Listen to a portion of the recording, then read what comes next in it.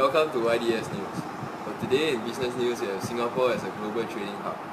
Singapore's strategic geographical location has allowed its airport and seaport to flourish, facilitating trade in regional and global economies. Now I'll pass on the mic to Sharapova, who is currently in Changi Airport now, to elaborate further on this issue. Good afternoon, this is Sharapova reporting from the Changi Airport.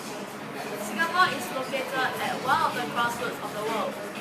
Its strategic position has helped it grow into a major center for trade, communications, and tourism.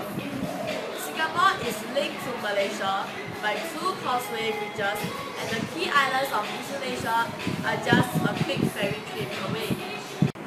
Thailand and the Philippines are just a short plane journey away, and Singapore, at the airport served by more than 69 airlines, is very much a gateway to Southeast Asia.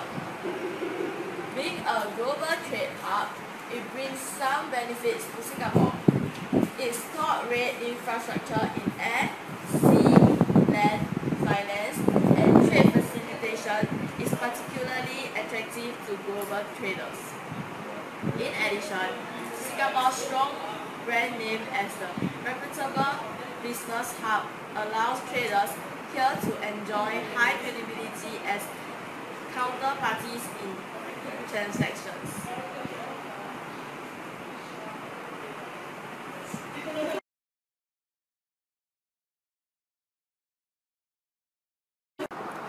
Thank you, Sharapova.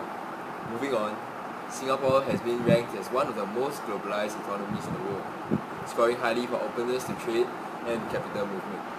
Having signed various FTAs with more in discussion, Singapore has no tariffs for most imported goods. Now we shall take a look at the FTA signing in the White House. Go. A free trade agreement is a legally binding agreement between two or more countries to liberalize trade and improve economic integration.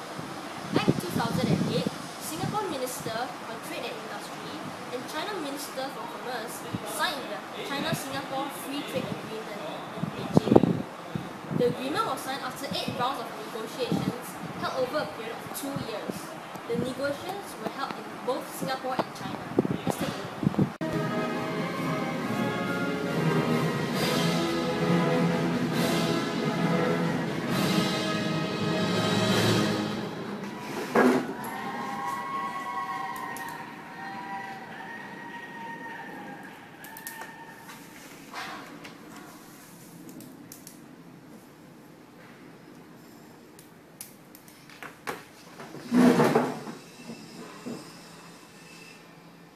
However, elsewhere, some negotiations have not only been not successful, but have ended up in violence.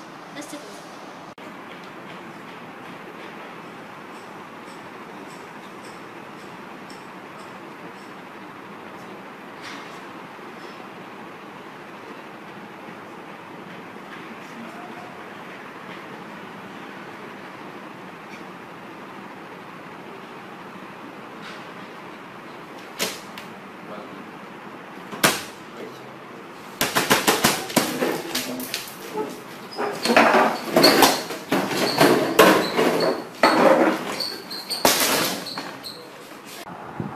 For today's last report, many Singaporean exports rely on imports for production, and its advanced infrastructure such as port, airport, roads, and telecommunications and skilled workforce have allowed it to value-add imports for re-exporting. Singapore's total trade accounts for more than 4 times of its GDP. Now I shall pass on the mic to Stoser, who will elaborate more on this issue.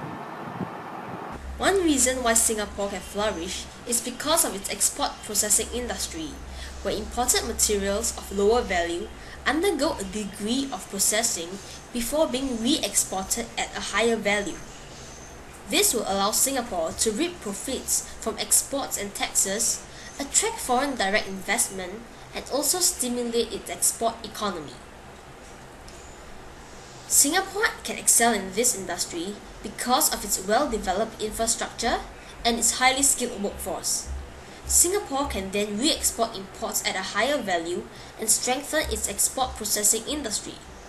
This creates employment for Singaporeans and increases national income. With economic growth, Singapore has more financial resources to spend on infrastructure development and on the education system to nurture a more competent and skilled workforce. Hence, this creates a sustainable development for Singapore, and Singapore can develop in a virtuous cycle. Thank you for tuning in to YDS News. Have a good evening, and I'll see you again tomorrow.